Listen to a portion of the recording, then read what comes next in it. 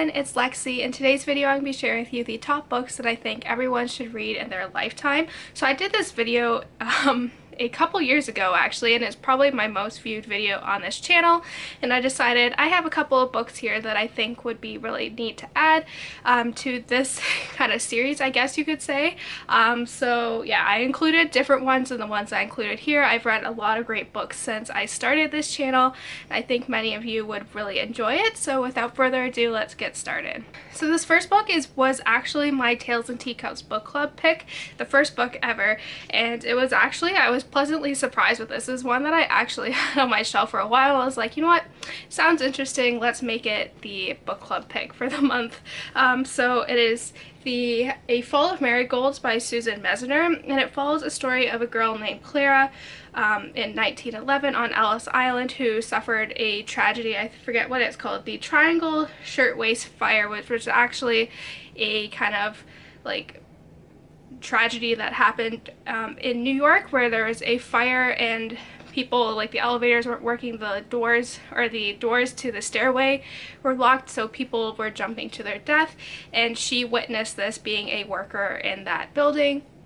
And being a nurse, she felt a lot of regret for not being able to save these people, so she goes and is a nurse on Ellis Island, and she crossed paths with this man who has this marigold scarf, and he also suffered a tragedy as well. And what's neat about this book is that it has a parallel storyline. It also follows I forget her name, Taryn, who in September of 2011, and her husband died during the World Trade Center, and she feels very guilty about that because her husband was only in the Trade Center because she was going to meet him at the restaurant that was at the top of it. I'm not really sure.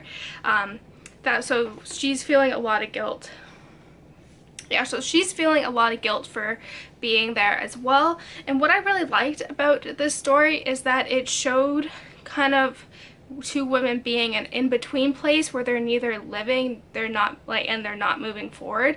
And I think this is something that a lot of people can relate to, because especially after a tragic loss of like a loved one or a painful experience, we're kind of in an in-between place where we're just kind of consumed by our grief and we're not able to move forward. And this book kind of sheds light on that, and just like, it's okay to feel guilty, but you need to move on with your life. And I think this has a really beautiful message. I was really pleasantly surprised with how this turned out. And so yeah, I think this is something everyone can relate to, and I think that's really important as well, just kind of shedding light on this issue, especially with everything that's going on with the world. I feel like a lot of people can relate to this. This next book is one that I read a couple years ago, and it is The Life We Bury by Eskens, and it follows a story of a guy named Joe who is a college student that has to write kind of a biography on a kind of someone interesting. So he ends up going to this old age home where this convicted murderer who is dying is living in this nursing home so he can receive medical treatment before he dies. And what he learns is that when he kind of uncovers more of this guy's story, he's having a hard time trying to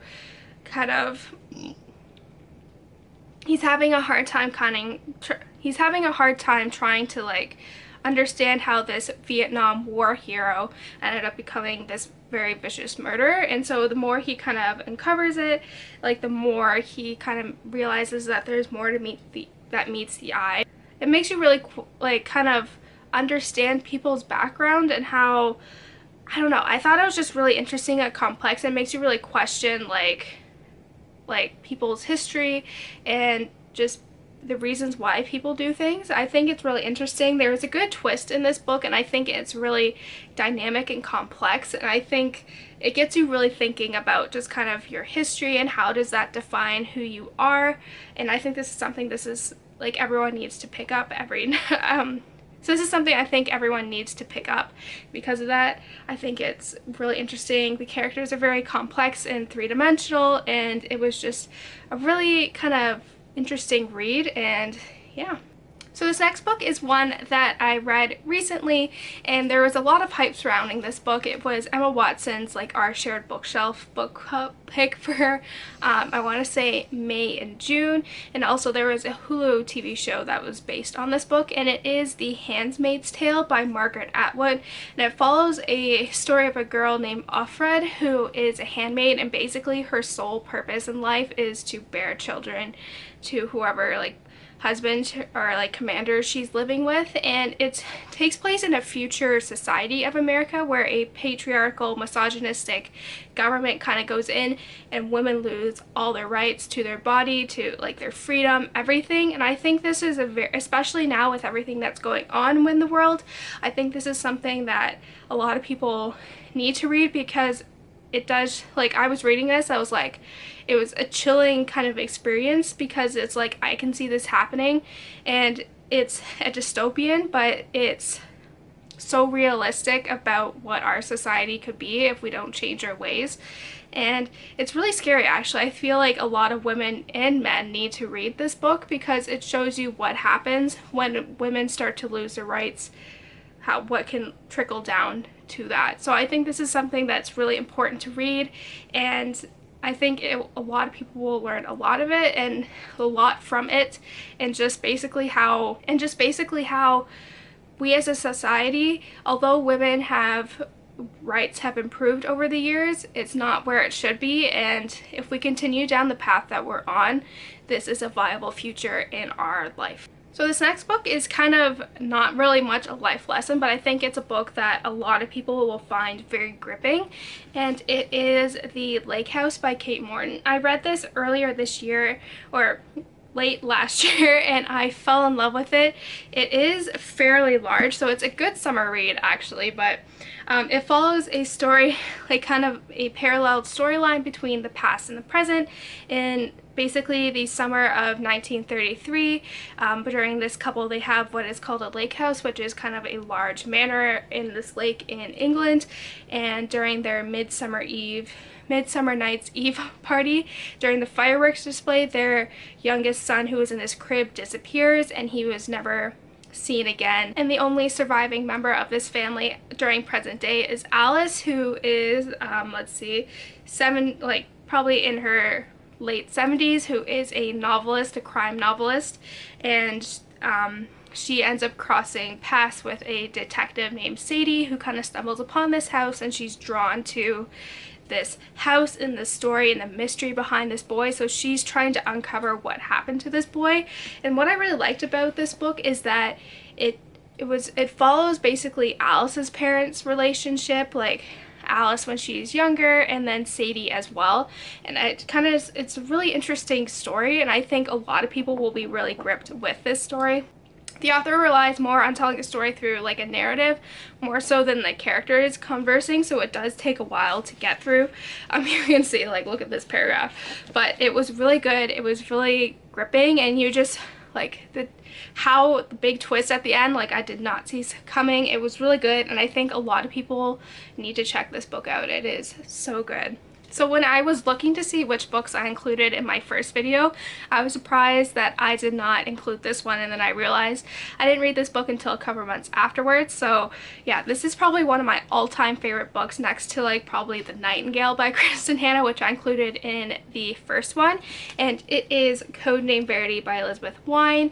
It follows two girls, one named Julie, who is from Scotland, and Maddie, who is from America, and they're both for like the royal, like, army, I guess you can say, fighting with the Royal Army for England during World War II. And Julie is a spy who ends up being captured by the Nazis in France, and when she's there, she ends up being interrogated, and she has to write down everything about her best friend Maddie, who was the pilot who drove her there,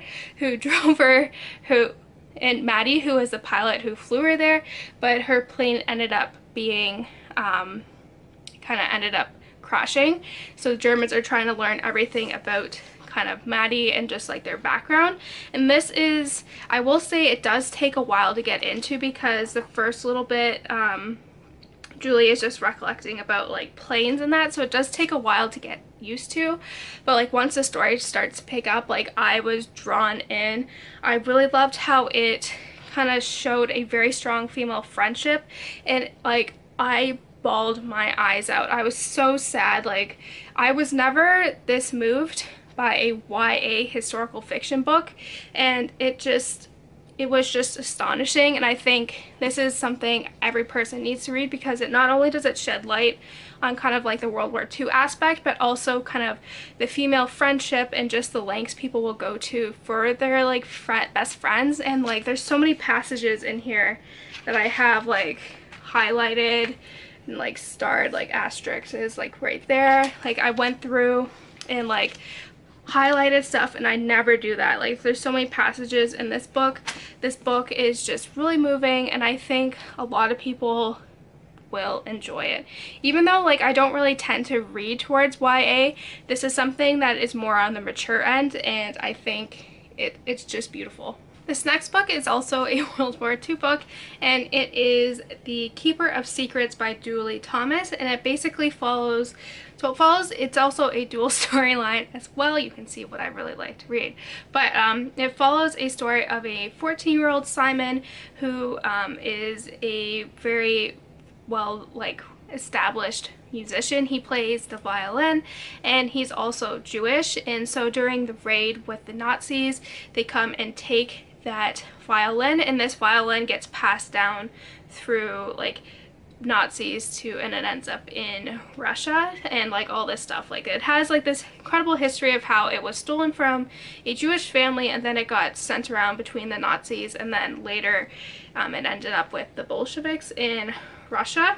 And so in present day, so we get to see kind of like the storyline of how that violin was stolen and passed down during World War II.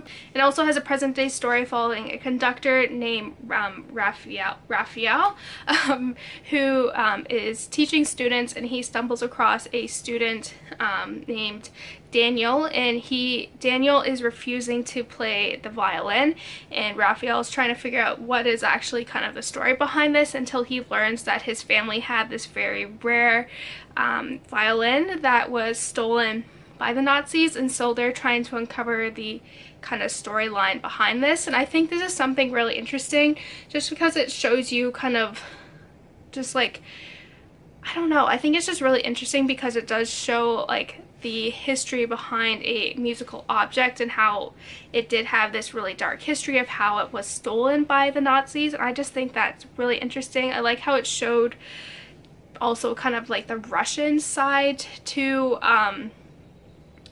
the kind of the war, and just like the role that they played. I think it's just a really interesting story, and it shows how love and loss and just survival all tied into one. So I think this is something that's really interesting. I haven't heard a lot about this book on BookTube, but it was really gripping. I know I finished it within a few days, and it's just amazing. Lastly, this is another book that I've read recently, and it is again another World War II book. You can tell I really like my World War II books, and it is Lilac Girls by Martha Hall Kelly, and it basically follows 3 storylines during World War II. Let me just get their names right. Caroline, who is a New York kind of socialite, and she is like, we don't really know like what her storyline is. We know that she sends like care packages to orphanages for orphans and all that, but we don't really know much about her until towards the end. And it also follows Kasia, who is a Polish teenager, and she ends up being sent to Ravensbrück, which was the only female concentration camp. And what was special about this camp was that they did medical testing on women, and so Kasia becomes a rabbit, which was one of the women, what they called the women who was tested on. One of the only female Nazi officers there was Herta, and you kind of learn about her storyline too. And what's interesting about this story is that it's 2 non-fictional storylines woven into Herta's storyline. So Caroline and Herta were actually women who played a role, like were actually real women. And what I really like about Caroline is that even though like their storylines don't seem to be very relevant, how they're all connected to each other, they do all tie in perfectly. This wasn't my favorite of, like, I think because I have read Rose Under Fire, which does take place in Ravensbrück. I did find it some parts to be really repetitive, but I really love how she kind of tied everything together, and just like even between like Herta and Caroline, how in real life their storylines weave together, and how she did so with Cassia. I think it was just really, really gripping, and I love it how it shows kind of, like with Codename Verity too, how it shows the female perspective of the war, which we don't really learn a lot about. It's always about the men in the front, or Winston Churchill, or like all those people, and we don't really get to see kind of what the women did. And this kind of shows like Caroline, what women were doing on the home front in the US, Herta, like what was like the Nazis, like what was actually going on, and being the only kind of female in like one of the only female officers. That was really interesting to read about, and then also like the experience that people had in concentration camps, and I think it's just really, really interesting, and this is something I feel like a lot of people will enjoy reading about, but it also is very haunting as well. So that's it, guys. I hope you enjoyed this video. Let me know in the comments below what you think, some of the probably your books that you think everyone should read in their lifetime, and don't forget to give this video a thumbs up, and I will see you next time. Bye, guys.